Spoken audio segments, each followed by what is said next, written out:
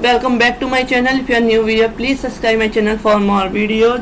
आज हम बात कर रहे हैं ऑर्डर 7 जो कि है सिविल प्रोसीजर कोड का और बात करता है ब्लेंड के बारे में। मैं आपको अपनी प्रीवियस वीडियो में इसके पार्ट 1 में बता चुकी हूँ रूल 10 तक।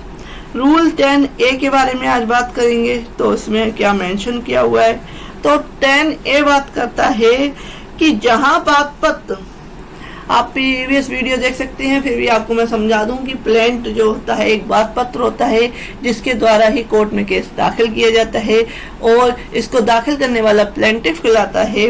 और साथ ही साथ इस यही डिपेंड करता है कि प्लेंट आपका अच्छा होगा तो ही कोर्ट क्या है आपको कोर्ट जो है डिसीजन केस में अच्छा देगी। और ऑर्डर 7 में इसके सारे रूल्स बताए गए हैं कि क्या क्या मेंशन किया जाएगा, किस तरीके से प्लेंट तैयार किया जाएगा। तो इसका रूल 10A बताता है कि जहां बागपत्र उसके लौटाए जाने के पश्चात फाइल किया जाता है वहां न्यायालय के उपसंजाति के लिए तारीख नियत करने की न्यायालय की शक्ति। Power of court to fix a date of appearance in the court where plaint is to be filed after its return. यानी कि जहां को 10 में बताया गया था रूल 10 में कि बात पत्र का लौटाया जाना, कि जो जुरिडिक्शन नहीं था कोर्ट को तो उसके बाद क्या है जिस कोर्ट में जुरिडिक्शन था उसको दाखिल करने के लिए क्या है प्लेंट क्या है वापस कर दिया गया कोर्ट के द्वारा कि वह सही कोर्ट में क्या है दाखिल किया जाए। तो उसके बाद अगर दाखिल किया जाता है लौटाने के बाद तो क्या प्रोसीजर होगा, क्या कोर्ट में पावर होगी। तो इसके बारे में रूल 10 बताता है कि जहां किसी बाद में प्रतिवादी के उपसंजाति के होने के पश्चात न्यायालय की यह राय है कि बात पत्र लौटाया जाना चाहिए, वहां वह ऐसा करने के लिए पूर्ववादी को अपने विनिश्चय की सूचना देगा।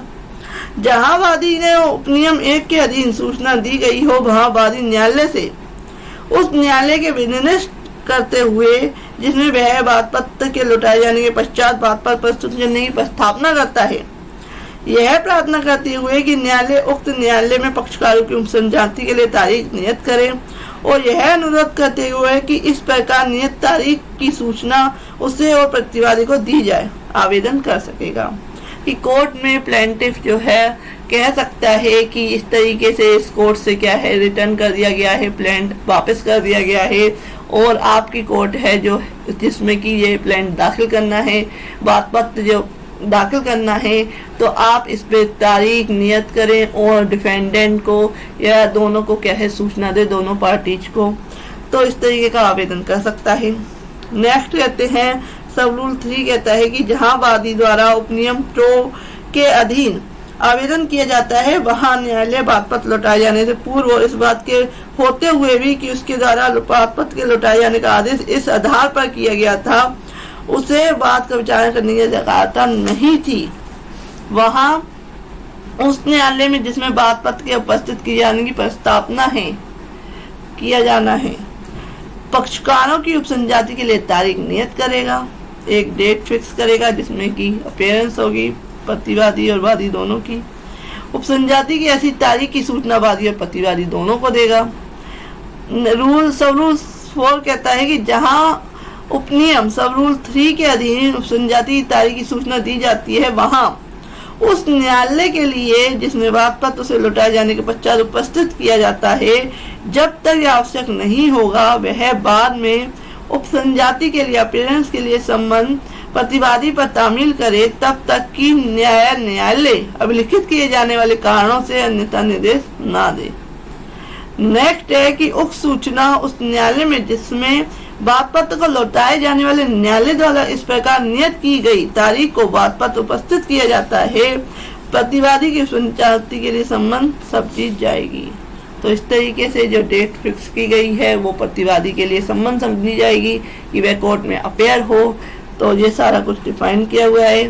सब रूल 5 कहता है कि जहां न्यायालय वादी द्वारा उपनियम 2 के अधीन किए गए आवेदन को मंजूर कर लेता है वहां वादी बात पत्र लौटाए जाने के आदेश के विरुद्ध अपील का हकदार नहीं होगा।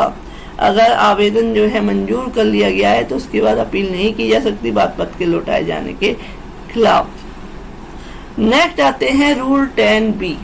रूल 10B क्या कहता है? रूल 10B कहता है कि समुचित न्यायालय को वाद अंतित करने की अपील न्यायालय की शक्ति। power to appellate court to transfer suit to the proper court।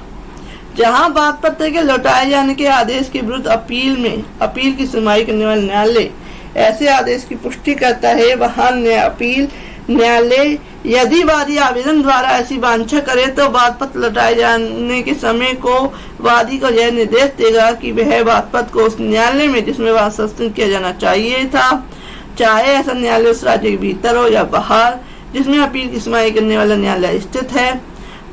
यानी कि अगर लौटाया जाता है तो कोर्ट मेंशन करेगी कि आप इस कोर्ट में क्या है जो केस है सबमिट करें, तो इस तरीके की क्या है ऑर्डर कर सकती है।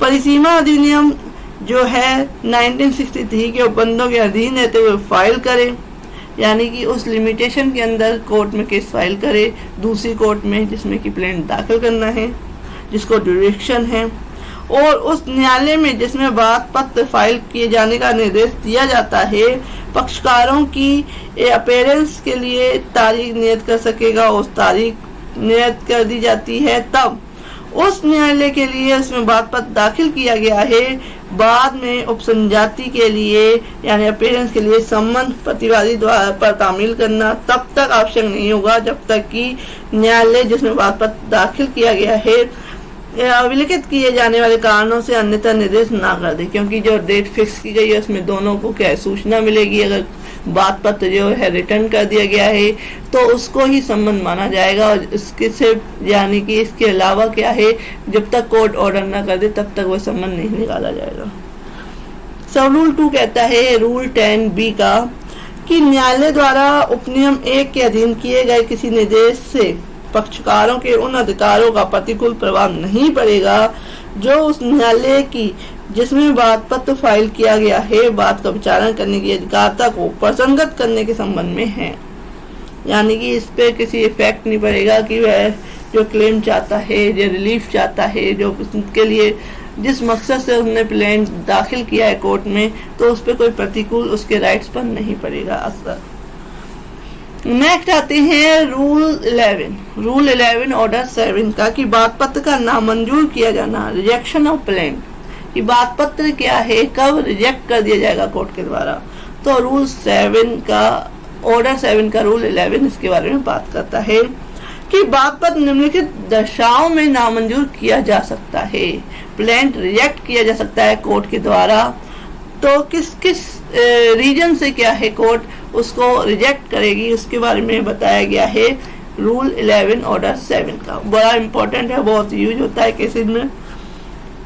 फर्स्ट है कि जहां वह बात हेतु प्रकट नहीं करता है कि कोर्ट में केस दाखिल कर दिया लेकिन बाद हेतु क्या है उसका को जब एक्शन ही नहीं पता चल रहा कि ये केस दाखिल क्यों किया गया है, तो उस केस में जो कोर्ट है वो उस प्लेंट को रिजेक्ट कर देगी। नेक्स्ट आते हैं कि जहां दावाकृत अनुतोष का मूल्यांकन कम किया गया है और वादी मूल्यांकन को ठीक करने के न्यायालय द्वारा अपेक्षित समय जो कोर्ट के द्वारा जो टाइम पीरियड दिया गया है कि जो इस केस का जो मूल्यांकन है वैल्यू लगाई गई है वो कम लगाई गई है, और कोर्ट ने टाइम पीरियड दिया है कि इस टाइम पीरियड में उसको क्या सही कर लिया जाए, और प्लेंटिव इसमें असफल रहता है जिसने कि कोर्ट में केस दाखिल किया है, तो कोर्ट क्या है प्लेंट को रिजेक्ट कर देगी। नेक्स्ट रीजन है जहां दावाकृत अनुतोष का मूल्यांकन ठीक है किंतु बात पत्र अपर्याप्त स्टाम्प पर लिखा गया है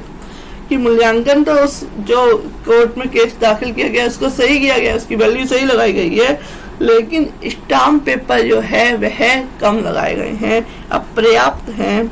वहां वादी अपेक्षित समय के अंदर क्या है अगर उस स्टाम्प पेपर को सही करके लगाने अपर्याप्त जो कम मूल्य के जो स्टाम्प पेपर लगाए हैं उसको सही नहीं कर पाता है तो भी क्या है प्लेंट रिजेक्ट कर दिया गया है जाएगा, क्योंकि कोर्ट ने जो टाइम पीरियड दिया था उसको ठीक करने का उसको वह जो वादी है प्लेंटिफ है वो नहीं कर पाया। नेक्स्ट आते हैं वह कहता है कि जहां बात पत्र में के कथन से यह प्रतीत होता है कि बात किसी विधि द्वारा वर्जित है, कि जो बात पत्र में जो प्लीडिंग्स लिखी गई हैं, कथन लिखे गए हैं, उससे पता चलता है, स्पष्ट रूप से पता चलता है कि जो वाद है वह किसी विधि से, किसी लॉ से वर्जित है, वार्ड है, तो उस केस में भी जो है जो प्लेंट है वो रिजेक्ट कर दिया जाएगा। जैसे कि जो केस है वो है जो सेक्शन 11 है, रेस जुडिकेटा से जो है रिजेक्टेड है, वार्ड है वो केस, और केस दाखिल कर दिया गया है, तो कोर्ट इसको रिजेक्ट कर देती है कि इस पे तो पहले से ही डिसीजन कोई हो चुका है। ये मैंने आपको एग्जांपल दिया। नेक्स्ट आते हैं कि जहां यह 2 प्रति में फाइल नहीं किया जाता, जहां इसकी 2 कॉपी क्या है कोर्ट में दाखिल नहीं की जाती, तो उस केस में भी कोई प्लेंट रिजेक्ट कर दिया जाएगा।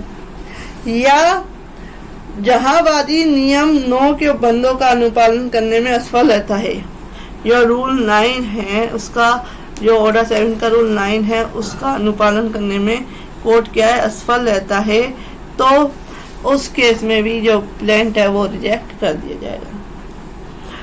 परंतु मूल्यांकन की शुद्धि के लिए अपेक्षित स्टाम्प पत्र के देने के लिए न्यायालय द्वारा नियत समय तब तक नहीं बढ़ाया जाएगा जब तक कि न्यायालय का अभिलिखित किए जाने वाले कारणों से यह समाधान नहीं हो जाता कि वादी किसी असाधारण कारण से, यानी कि जो टाइम पीरियड है उससे बढ़ाने, तब तक उस टाइम पीरियड को नहीं बढ़ाया जाएगा जो कि स्टाम्प पेपर को सही करने के लिए, जो केस का जो मूल्य है जो गलत लगाया गया है उससे मूल्य को ठीक करने के लिए जो टाइम पीरियड दिया गया है उसको तब तक नहीं बढ़ाया जाएगा जब तक कि कोर्ट का यह समाधान नहीं हो जाता कि एक उचित कारण से जो प्लेंटिफ है वो ऐसा नहीं कर पाया, तब तक उसको नहीं बढ़ाया जाएगा। तो ये खत्म होता है रूल 11 ऑर्डर 7 का रूल 11। रूल 12 कहता है कि बात पत्र के नामंजूर किए जाने के पर क्या प्रोसीजर होगी। जब बात पत्र क्या है जो प्लेंट है वो कोर्ट के द्वारा रिजेक्ट कर दिया गया है ऑर्डर 7 के रूल 11 के तहत, तो फिर उसके बाद का क्या प्रोसीजर होगा, कैसे कोर्ट में केस दाखिल होगा। तो रूल 12 कहता है कि प्रोसीजर ऑन रिजेक्टिंग प्लेंट, जहां बात पत्र क्या है नामंजूर कर दिया जाता है, वहां न्यायालय इस भाव का आदेश कारणों सहित लिखेगा। कोर्ट इसका रीजन बताएगा कि क्यों बात पत्र क्या है नामंजूर किया गया है। नेक्स्ट आते हैं कि जहां बात पत्र की नामंजूरी के लिए नए बात पत्र का उपस्थित किया जाना प्रभावित नहीं होगा। इट मीन्स कि जहां कोर्ट में जो बात पत्र है वो नामंजूर कर दिया गया था, तो क्या नया जो बात पत्र है द्वारा दाखिल किया जाता है तो क्या होगा, उसका क्या प्रोसीजर होगा। इसमें इसके पूर्व वर्णित आधारों में से किसी भी आधार पर बात पत्र के नामंजूर किए जाने पर केवल नामंजूरी के ही कारण वादी उसी बात हेतु के बारे में नया बात पत्र उपस्थित करने से प्रवर्तित नहीं होगा, यानी कि वह नया बात पत्र दाखिल करके कोर्ट में केस ला सकता है। ये रूल 13 कहता है। नेक्स्ट आते हैं जो कि स्टार्ट है रूल 14, जो कि है वे दस्तावेज जिन पर बात पत्र में निर्भर किया जाता है। उन दस्तावेजों की प्रस्तुति जिस पर बात पत्र लाया जाता है यह निर्भर करता है, यानी कि production of documents on which plaintiff sue on rely. तो जहां वादी किसी दस्तावेज के आधार पर वाद लाता है, कोई डॉक्यूमेंट्स के आधार पर कोर्ट में केस दाखिल करता है प्लेंटिव, और अपने दावे के समर्थन में अपने कब्जे या सख्ती में के दस्तावेज पर निर्भर करता है। जो वह दावा कर रहा है उसके पास वो डॉक्यूमेंट्स है जिससे वह साबित कर सकता है कि इस केस में यह हुआ है। वहां वह उन दस्तावेजों को एक सूची में प्रविष्ट करेगा, तो वह एक सूची होगी जिसमें कि वह उन दस्तावेजों को लगाएगा और सारी डिटेल लिखेगा कि इस पे ये लगाए, इस पे ये लगाए, 1 बाय 1 उसको मेंशन करेगा, और उसके द्वारा बात पत्र उपस्थित किए जाने के समय वह उसे न्यायालय में पेश करेगा, और उसी समय दस्तावेज और उसकी प्रति को कॉपी को बात पत्र के साथ फाइल किए जाने के लिए परिदत्त करेगा। यानी कि अगर जो प्लेंट है, जो केस का आधार है वो डॉक्यूमेंट्स है, तो उन डॉक्यूमेंट्स को एक सूची के साथ फेरिस्ट होती है, उसमें जो है डॉक्यूमेंट्स लगते हैं सारे, तो सारे डॉक्यूमेंट्स की एक कॉपी क्या है कोर्ट में फाइल करेगा। तो ये बताता है रूल 14। रूल 14 का सब रूल 2 कहता है कि जहां ऐसी कोई दस्तावेज वादी के कब्जे शक्ति में नहीं है वहां वह जहां तक संभव हो सके यह कथन करेगा कि वह किसके कब्जे में या शक्ति में है, कि जो डॉक्यूमेंट्स के आधार पर वो केस लाया है वह उसके कब्जे में नहीं है, उसके पास नहीं है, वह किसी और के पास है, तो वो मेंशन करेगा वो किसके पास है। नेक्स्ट आते हैं कि ऐसा दस्तावेज जिसे वादी द्वारा न्यायालय में तब प्रस्तुत किया जाना चाहिए जब बात पत्र प्रस्तुत किया गया है या बात पत्र में जोड़ी जाने वाली या उपावृत की जाने वाली सूची में प्रविष्ट किया जाना है, किंतु तदनुसार प्रविष्टि नहीं किया जाता है, उसके साथ क्या है प्लान के साथ उस डॉक्यूमेंट को नहीं लगाया जाता है, तो उसे न्यायालय की अनुमति के बिना बात की सुनवाई के समय उसकी ओर से साक्ष्य में ग्रहण नहीं किया जाएगा। यानी कि डॉक्यूमेंट्स के आधार पर कोई केस दाखिल किया गया है और वो डॉक्यूमेंट्स प्लेन के साथ नहीं लगाया गया है, कोर्ट में सबमिट नहीं किया गया है, तो उस केस में अगर वह बाद में लगाने की कोशिश करता है तो पहले उसे कोर्ट का परमिशन लेनी होगी, तभी वह उस केस में क्या है अपने डॉक्यूमेंट्स लगा सकता है। नेक्स्ट आते हैं रूल 4। सब रूल 4 कहता है कि इस नियम की कोई बात किसी ऐसी दस्तावेज को लागू नहीं होगी जो वादी के साक्ष्यों की प्रतिरक्षा के लिए पेश किए गए हों, उस साक्ष्यों केवल उनकी स्मृति को ताज़ा करने के लिए दिए गए हों, तो वो डॉक्यूमेंट्स इस पे अप्लाई नहीं होगी, इसका कोई प्रभाव नहीं होगा। जो वादी के साक्ष्यों के लिए जो डॉक्यूमेंट्स चाहिए उसकी स्मृति ताज़ा करने के लिए चाहिए, तो वो इस तरीके से इससे अफेक्टेड नहीं होंगे। नेक्स्ट आते हैं रूल 15। रूल 15 कहता है ऑर्डर 7 का कि दस्तावेज वादी के कब्जे या शक्ति में होने की दशा में कथन, ये रिपील किया जा चुका है। नेक्स्ट आते हैं रूल 16। खोई हुई प्राकम्य लिखतों के आधार पर वाद, suit to loss negotiable instruments, यानी कि खोई हुई जो चेक्स हैं या प्राकम्य लिखित हैं उनके आधार पर क्या है वाद दाखिल किया गया है। जहां बात प्राकम्य लिखित पर आधारित है, चेक्स वगैरह पे आधारित है या कोई वचन पत्र वगैरह पे आधारित है, और यह साबित कर दिया जाता है कि लिखित खो चुकी है और वादी ऐसी लिखित पर आधारित किसी अन्य व्यक्ति के दावों के लिए क्षतिपूर्ति न्यायालय को समाधानप्रद रूप से कर देता है, कि जहां न्यायालय ऐसी डिक्री पारित कर सकेगा तो वह पारित करता यह डिक्री कि यदि वादी ने उस समय जब बात पत्र उपस्थित किया गया था उस लिखित को पेश किया होता या उस लिखित के प्रति बात पत्र के साथ फाइल किए जाने के लिए उसी समय परिचित कर दी होती, तो इस तरीके से क्या है वह ऑर्डर कर सकता है या डिक्री पारित कर सकता है। नेक्स्ट आते हैं दुकान का वही खाता पेश करना, प्रोडक्शन ऑफ शॉप बुक्स। जो वही खाता होता है जिनमें सारी डिटेल होती है किसी शॉप की, दुकान की या बिजनेस की, तो उसका क्या है वो भी पेश करना होगा कोर्ट में अगर उसके आधार पर कोर्ट में केस लाया गया है।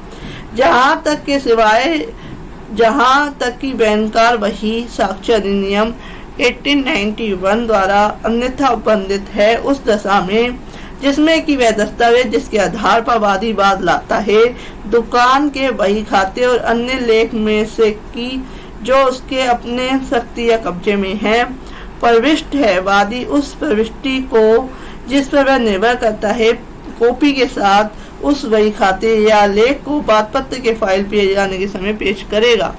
जो वही खाता है उस दुकान का, उस शॉप का, उस बिजनेस का, तो उसको भी प्लान के साथ आपको सबमिट करना होगा अगर उसके आधार पर क्या है केस लाया गया है। नेक्स्ट आते हैं सब रूल 2 कहता है कि मूल प्रविष्टि का चिन्हांकित किया जाना और लौटाया जाना, original entry to be marked and return. न्यायालय या ऐसा अधिकारी जिसे इस नियमित नियुक्त करा है तत्क्षण दस्तावेज को उसकी पहचान के प्रयोजन के लिए चिन्हांकित करेगा और प्रति को कॉपी की परीक्षा और मूल से तुलना करने के पश्चात यदि वह सही पाई जाए तो वह प्रमाणित करेगा कि वह ऐसी है और वही खाता वादी को लौटाया जाएगा और प्रति को कॉपी को फाइल किया जाएगा। यानी कि कोर्ट में केस दाखिल किया गया, उसके साथ क्या है उसकी कॉपी लगाई गई जो वही खाते की है, और उसके बाद क्या है जो अधिकारी जो इसके लिए अपॉइंट किया गया है वो कोर्ट का अधिकारी देखेगा कि जो मूल है जो ओरिजिनल है और जो कॉपी है वह सेम है, तो वह उसको मेंशन कर देगा कि ये ओरिजिनल की कॉपी है, और उसके बाद जो ओरिजिनल है वो उस वादी को लौटा देगा, उस पक्षकार को लौटा देगा। नेक्स्ट आते हैं रूल 18। रूल 18 कहता है बात पत्र फाइल करते समय पेश ना की जाने वाली दस्तावेजों क्या, ये रिपील हो चुका है, रूल 18। अब नेक्स्ट बात करते हैं हम, नेक्स्ट ऑर्डर में हम बात करेंगे। इसमें ओनली 17 रूल्स हैं ऑर्डर 7 के। नेक्स्ट में हम बात करेंगे ऑर्डर 8। ऑर्डर 8 जो है लिखित कथन मुजरा प्रतिदावा से रिलेटेड है, तो नेक्स्ट वीडियो में इसको डिफाइन करूंगी। तो फ्रेंड ऐसे ही वीडियो के लिए please subscribe my channel. Thank you for watching this video. Welcome back to my channel. If you are new viewer please subscribe my channel for more videos. आज हम बात कर रहे हैं प्लेंट की, जो कि ऑर्डर 7 में बताया गया है। और प्लेंट क्या होता है, बाध्य पत्र क्या होता है, तो इसके बारे में डिटेल में समझेंगे, इसके सारे रूल समझेंगे ऑर्डर 7 के। तो जो बाध्य पत्र होता है, प्लेंट होता है, जब कोई कोर्ट में केस दाखिल किया जाता है तो उस कोर्ट में जो केस दाखिल किया जाना है वो किस वे में, किस तरीके से दाखिल किया जाएगा।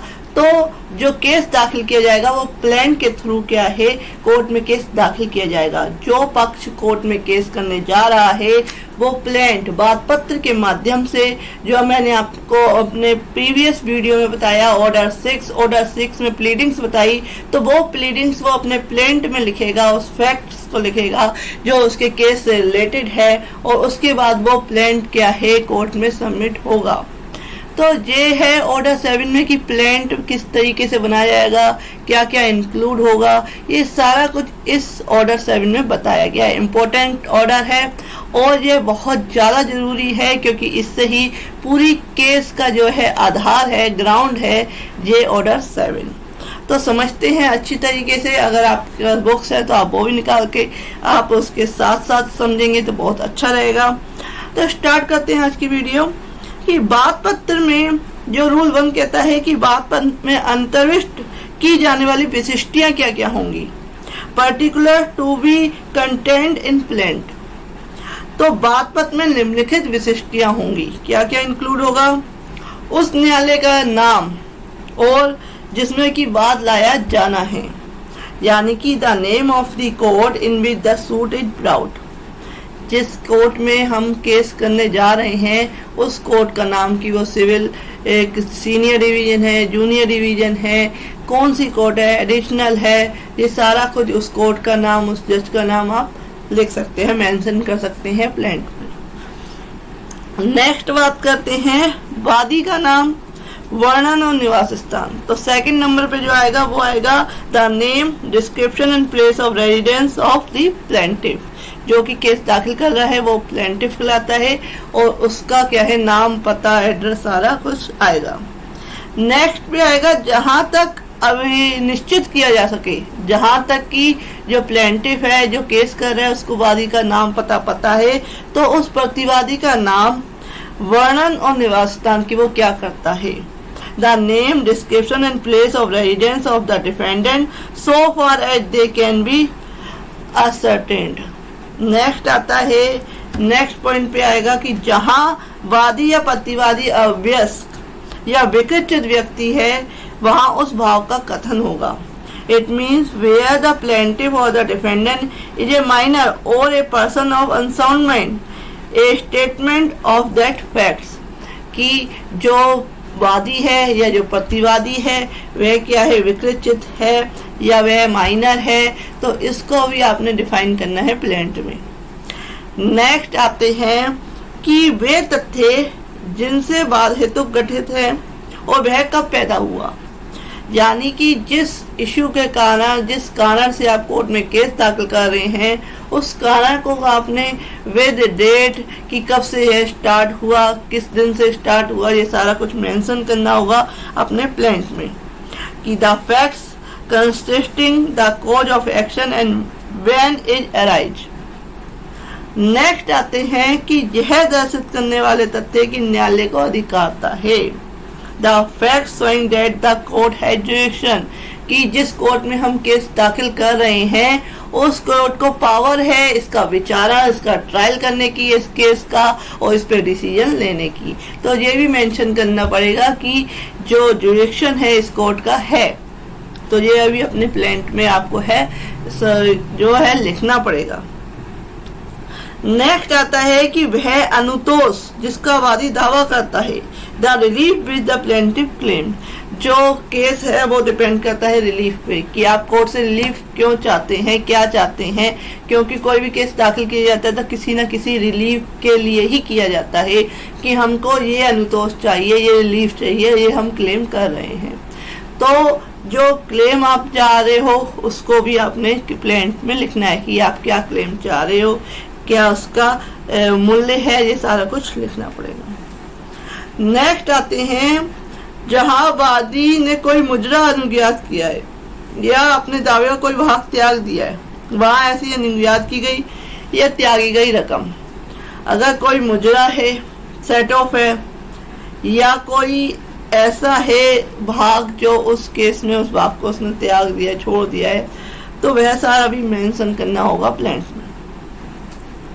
Where the plaintiff had allowed a set of n portion of his claim and amount so allowed n, यानी कि जो रकम त्यागी गई है वह सारा कुछ लिखना होगा। नेक्स्ट आते हैं, अधिकारिता के और न्यायालय फीस के प्रयोजन के लिए वाद की विषय वस्तु के मूल्य का ऐसा कथन उस मामले में किया जा सकता है कि न्यायालय की जुरिडिक्शन और न्यायालय की कोर्ट फीस जो है इस केस से रिलेटेड जितनी बनती है वह क्या है, फीस जो सबमिट कर दी गई है, कोर्ट में जमा कर दी गई है। तो इस तरीके से कौन कौन सी विशिष्ट प्रविष्टियां जो हैं, जो क्या कंटेंट होगा उस प्लेंट का, तो ये सारा कुछ इस तरीके से 1 by 1 लिखा जाएगा, तो आपका एक प्लेंट तैयार होगा। अब अलग अलग इशू पे अलग अलग, जैसे कि प्रॉपर्टी से रिलेटेड इशू है तो उसमें कुछ अलग थोड़े बहुत चेंजेस आएंगे, धन से रिलेटेड है, मनी से रिलेटेड है तो थोड़े बहुत चेंजेस आएंगे। तो अदर रूल्स में इसके बारे में बताया गया है। तो आज बात करते हैं नेक्स्ट रूल 2 की। रूल 2 कहता है कि धन के बादों में क्या किया जाएगा, कैसे प्लेंट तैयार किया जाएगा।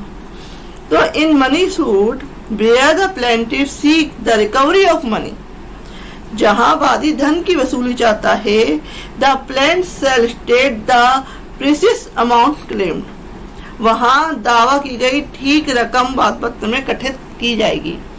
इट मीन्स कि जहां धन की वसूली चाहता है, रिकवरी ऑफ मनी चाहता है, जो उसने बात दाखिल किया है प्लेंटिफ, तो वह उसकी जो रकम है ठीक उसे जितना भी अंदाजा है कि इतनी रकम मैं चाहता हूँ तो वह लिख सकता है उस प्लेंट में। किंतु जहां वादी अंतकालीन लाभों के लिए या ऐसी रकम के लिए जो उसके या प्रतिवादी के बीच हिसाब किए जाने के बाद ही सौदे पाई जाए, यानी कि कुछ ऐसे जो है लाभ है, अंतकालीन लाभ है, या कुछ ऐसी रकम है जो कि एक प्लस माइनस करने के बाद ही क्या है पता चलेगा कि कितनी रकम जो है वह क्लेम चाहता है, तो वह मेंशन क्या है कर दी जाएगी जहां तक हो सके। या प्रतिवादी के कब्जे में क्या है जंगम वस्तु है, या किसी ऋणों के लिए जिसका मूल्य वह युक्तियुक्त और उत्परता से प्रकलित नहीं कर सकता, वह नहीं जानता कि कितना टोटल मूल्य हुआ है, उस केस में बाद लाता है, वहां दावाकृत रकम या मूल्य बात पत्र में लगभग मात्रा में कथित किया जाएगा। जो मैंने आपको बताया कि जितना भी उसे अंदाजा है उस हिसाब से भी उसमें मेंशन कर देगा। बाद में जब जजमेंट होगा उस केस का तो सारा डिसाइड हो जाएगा कि कितनी रकम प्रतिवादी से या डिफेंडेंट से लेनी है। नेक्स्ट आते हैं कि जहां बात की विषय वस्तु स्थावर संपत्ति है, where the subject matter of the suit is immovable property, जहां बात की विषय वस्तु स्थावर संपत्ति है, इमूवेबल प्रॉपर्टी है, उस केस में प्लेंट में क्या लिखा जाएगा।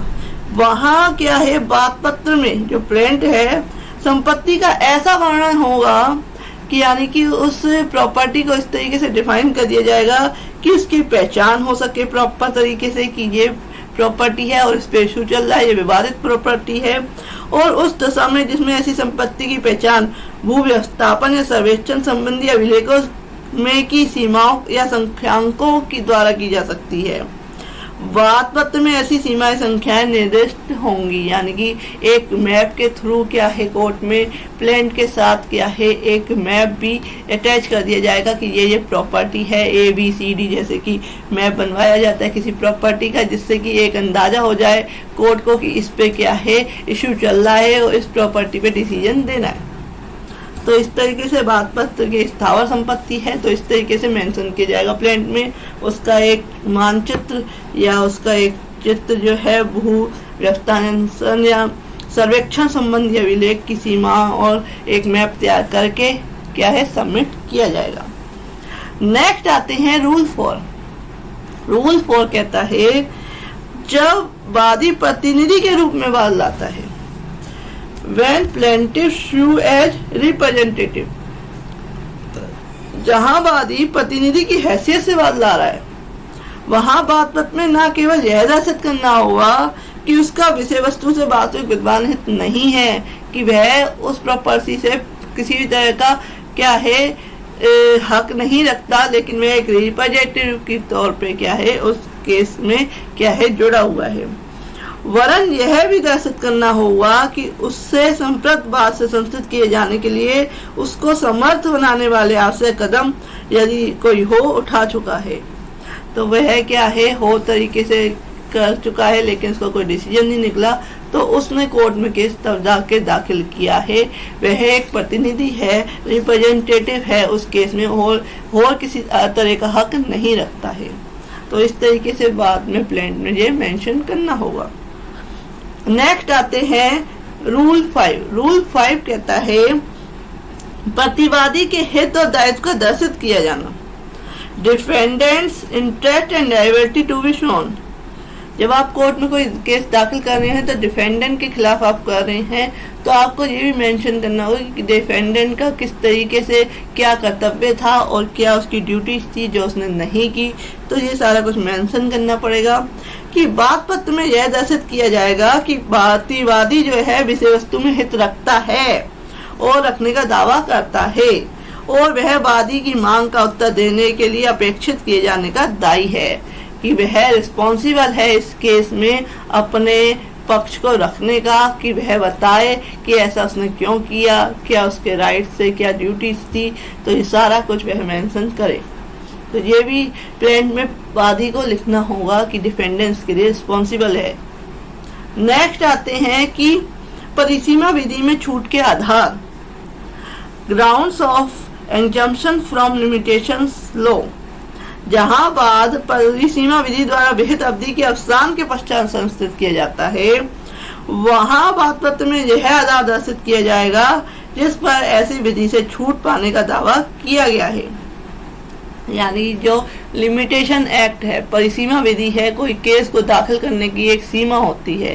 ये नहीं कि आपने एक केस किया और 10 साल बाद आपको याद आ रहा है और आपने क्या चल कोर्ट में केस कर देते हैं, अभी बहुत टाइम से उसने पैसे नहीं दिए चल कर देते हैं, ऐसा नहीं। यानी कि आपको क्या है एक लिमिटेशन दी हुई है कि आप अगर जागे हुए हैं तो इतने टाइम में आप कोर्ट में केस करिए, लेकिन अगर एक टाइम पीरियड निकल गया तो आप कोर्ट में केस दाखिल नहीं कर सकते।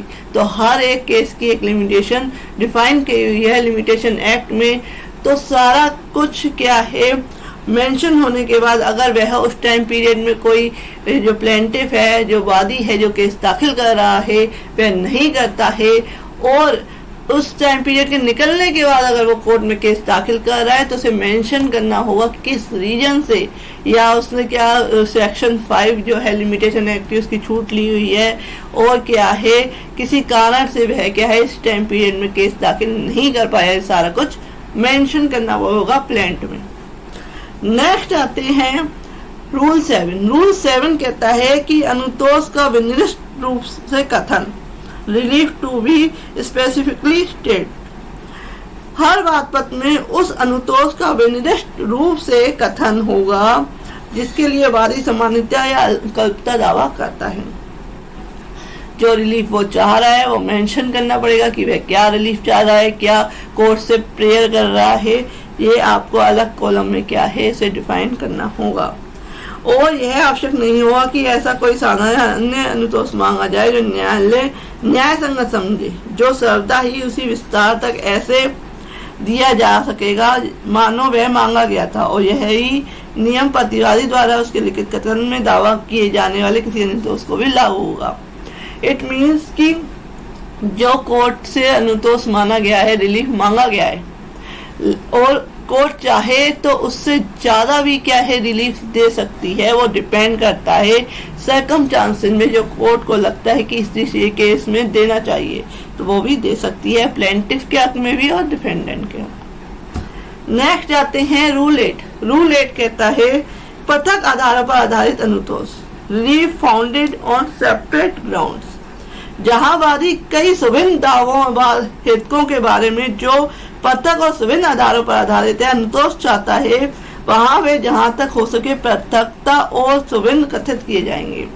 यानी कि जो ग्राउंड्स है वो अलग अलग है और जो क्लेम है वो भी अलग अलग है, तो उसे अलग अलग ही मेंशन करना पड़ेगा प्लेंट में, जिससे कि कोर्ट को पता चले कि ये इसका रिलीफ इतना ये क्लेम कर रहा है और उसका इतना, तो ये सारा कुछ डिफाइन करना पड़ेगा प्लेंट में। नेक्स्ट आते हैं रूल 9। रूल 9 कहता है कि बात पर ग्रहण करने की प्रक्रिया क्या होगी, प्रोसीजर ऑन एडमिटिंग प्लेंट। जहां न्यायालय यह आदेश करता है कि प्रतिवादियों पर सम्मनों की तामील आदेश 5 ऑर्डर 5 जो मैं आपको डिफाइन कर चुकी हूँ कि रूल 9 में उपबंधित इसी से की जाए, वहां वह वादों को ऐसे आदेशों की तारीख से 7 दिन के भीतर सादा कागज पर वाद पत्र की इतनी कॉपियां जितनी वह प्रतिवादी है, प्रतिवादियों पर सम्मनों की तामील के लिए अपेक्षित फीस के साथ प्रस्तुत करने का निर्देश दे सकता है। कि क्या है, न्यायालय ऑर्डर करेगा कि इतने डिफेंडेंट हैं उस पर सर्विस की जानी है, तो आप इस प्लेंट की जो है इतनी सारी कॉपियां जो हैं, जितने की डिफेंडेंट है उतनी कॉपियां लगा के और जो खर्चा है उसको देने का, सम्मन की सर्विस कराने का सारा कुछ सबमिट कोर्ट में कर दे। तो ये सारा कुछ क्या है करा जाएगा। नेक्स्ट आते हैं रूल 10। रूल 10 कहता है बात पत्र का लौटाया जाना। तो बात पत्र को कब लौटाया जाएगा, नियम 10A के बंदों के अधीन रहते हुए बात पत्र बात के किसी प्रकार में उस न्यायालय में उपस्थित किए जाने के लिए लौटा दिया जाएगा जिसमें वास्तविक संस्थित किया जाना है। Return of plaint subject to provision of rule 10A, the plaint shall at any state of the suit return to be presented to the court in which the suit should have been instituted। यानी कि बात पत्र को इसलिए लौटाया जाएगा कि जिस कोर्ट में केस दाखिल किया गया है वो कोर्ट उसका जो एक्शन नहीं ले सकती, वह उसका विचारणा नहीं कर सकती। आप अदर कोर्ट में जो इसका हकदार है, इसका जो एक्शन ले सकती है, उस कोर्ट में केस दाखिल करें। इसके लिए आपको क्या है, जो बात पत्र है प्लेंट है वो लौटा दिया जाएगा। इसमें स्पष्टीकरण दिया हुआ है, एक्सप्रेशन दी हुई है कि शंकाओं को दूर करने के लिए इसके द्वारा यह घोषित किया जाता है कि अपील या प्रेक्षण न्यायालय बाद में पारित डिक्री को पास करने के पश्चात इस नियम के अधीन बात पत्र के लौटाए जाने का निर्देश दे सकेगा। नेक्स्ट आते हैं प्रोसीजर ऑन रिटर्निंग प्लेंट। बात पत्र के लौटाए जाने पर प्रक्रिया क्या होगी, प्रोसीजर क्या होगा। न्यायाधीश बात पत्र के लौटाए जाने पर उस पर उसके उपस्थित किए जाने की और लौटाए जाने की तारीख लिखेगा। उपस्थित करने वाले पक्षकार का नाम और उसके लौटाए जाने के कारणों का संक्षिप्त क्या है उल्लेख करेगा। यानी कि जो कोर्ट है जो बात पत्र को प्लेंट को वापस कर रही है, लौटा रही है, तो वह सारा कुछ मेंशन करेगी कि कब उपस्थित किया गया, किसके नाम से किया गया और क्यों लौटाया जा रहा है, ये सारा कुछ मेंशन करेगी। नेक्स्ट आते हैं रूल 10A। रूल 10A में आपको अपनी नेक्स्ट वीडियो बताऊंगी। If you like my video, next video में बताती हूँ रूल 10A ऑर्डर 7 का। Thank you for watching this video.